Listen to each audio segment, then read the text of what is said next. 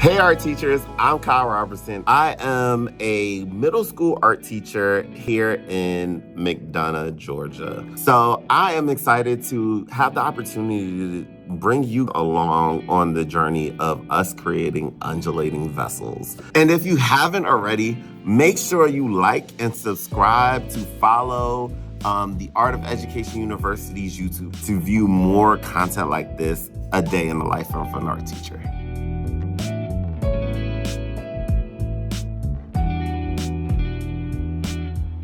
So I just came from doing my morning routine. I go to the gym real early in the morning so that I have enough time to get back home, shower, or shower at the gym and head right to work. So right now I'm actually in line to get some coffee from Dunkin' Donuts because I'm incredibly exhausted lately. So I'm getting my coffee, going to shower, and then head straight to start teaching. Because I have 5 kids, exercising after work is just a no-go. So I like to get up early, 6 a.m., hit the gym, straight from the gym, shower, get to my building. So we're here at work and we're about to go in to get started. We are making undulating vessels. That's our project. My students also don't know what the word undulating means. Undulating just means to move in a smooth up and down motion, or we like to say move in a smooth wave-like motion. So my students are creating undulating vessels, and the first step to it is to get them drawing. How do you want your vessel to look in the round? So I have them doing a 2D drawing with the front and side view. Then we move on into doing the tag process. Another tip I got from the Art of Education University, they also have a free poster for the tag process as well. Tell something you like. T.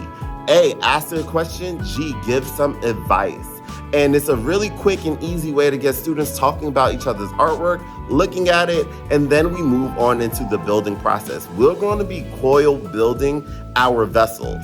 So as we coil build our vessels, they're going to be using a fork to blend the coils together on the outside and a sponge to smooth it out. Their whole goal is to make it undulate. So they have to try to mimic what it is that they're doing based off of the drawing that they created. So a lot of students are really having a hard time and really enjoying the process of trying to figure out, how do I make what I drew come into 3-dimensional form? So stay tuned, be excited, because it's going to go down.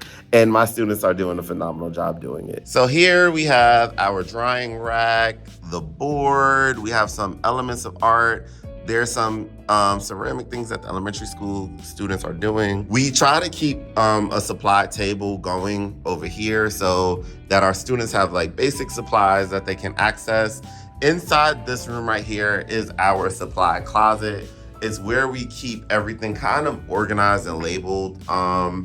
We have our Sharpies and containers, our kneaded erasers, our ebony pencils, charcoal, oil pastels, all our paints, our printmaking supplies, drawing supplies, color pencils, canvases, some printmaking materials, mini press for block printing.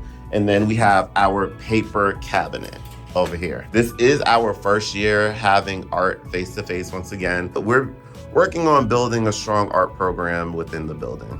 Okay, so let's get into it with the sink. Well, these buckets in the sink are meant to capture all the clay. The longer I let it set, the clay particles will settle at the bottom. My hands are super dry because we've been working in clay all day. Ultimately, I'll probably can them up and make some slip. What I found kind of works. Right now we have a blender.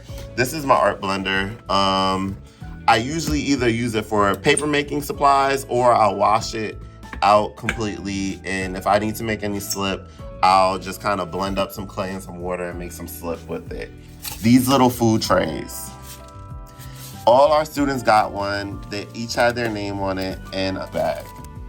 So right now you'll see one of the students' name, bag, and their clay project. So having this room kind of like this has been interesting, but then I also have this side of my room. So I try to keep the clay out of this area, even though elementary, they're using this area with clay. I try to keep it out to kind of keep the different sides clean so that anytime we're drawing and things like that, we have it pretty much clean inside. So we're going to get started on our undulating coil pots. Stay tuned. Your first step is going to be to build your base. So don't be afraid to just take a chunk of your clay. And we're just gonna go like this, like we're doing the tortilla. We don't have a kiln in our building.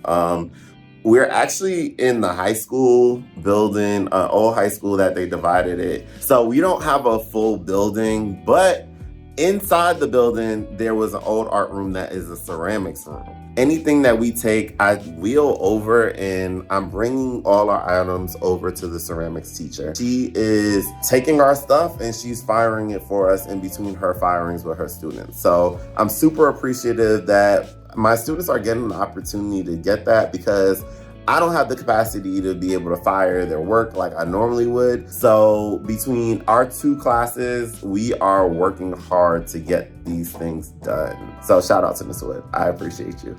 Actually, let's take a moment and let's go visit Miss Wood. Pretty sure she would like to see us. So we are currently in Miss Wood's room. She just ran out to go do something. But look at all of this stuff. Miss Wood is an amazing ceramicist, and she has her kids doing some really dope, amazing things. We have all of these guys here. We have this stuff on the shelf. I'm super excited to be able to partner with her where she's able to give tips and tricks and really help us out. The kiln is currently on. We're squeezing into her firings. So we are trying to get to bone dry. So my stuff is in here in the kiln room right here. My student stuff in the kiln room as it is trying to dry out. I want to bring you into one of my realities as a teacher and why I became so persistent about making videos for everything.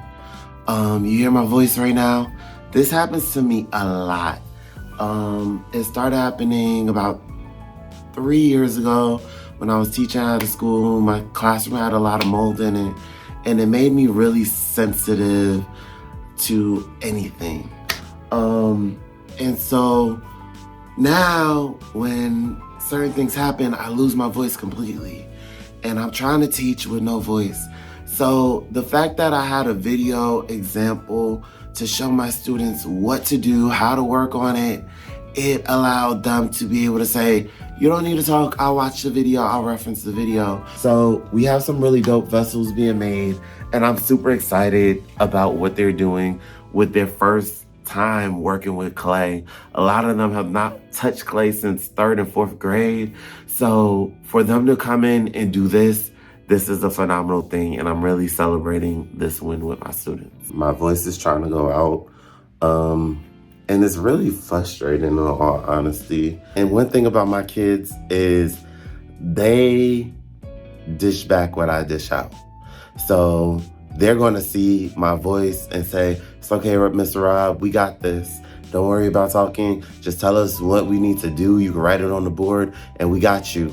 And so I'm very fortunate and blessed to be in an atmosphere where I can do that. Also, I'm fortunate and blessed because predominantly everybody has finished their work. So I just want to tell you a little bit about the school I'm at. The school I'm at is a blended learning school, which means our students have a lot more flexibility, and we meet with our students 2 days a week face-to-face, and 3 days a week they're virtual with us. I teach a virtual side of the school 3 days a week and a blended side of the school 2 days a week. So I only see my face-to-face students 2 days a week. So for me, it was a learning curve, trying to be able to reach and teach everybody as a whole. And there were several points in time I felt like I was failing. But it didn't stop me from keep bouncing back and keep trying to reinvent the wheel, which really helped me to really push the narrative of what it looks like. So I got a class coming. I'll see you.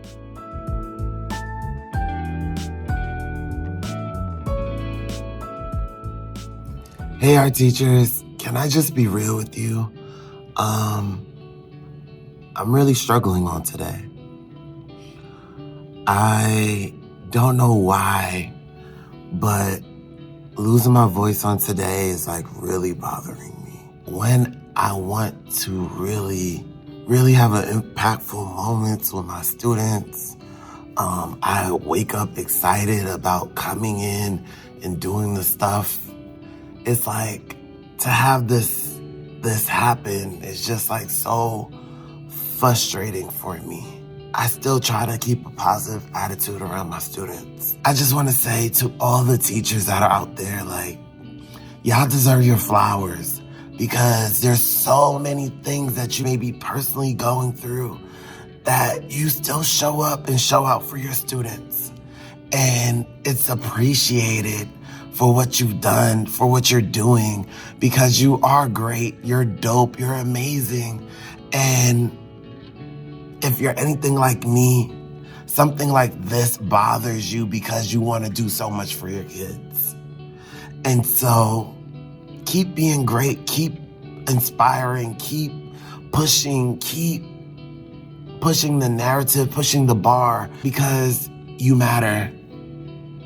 What you do matters. Your opportunities you provide matter. So be encouraged on today. It is about 4 o'clock now, and my students are long gone. I've packed up, I've cleaned up some of the stuff.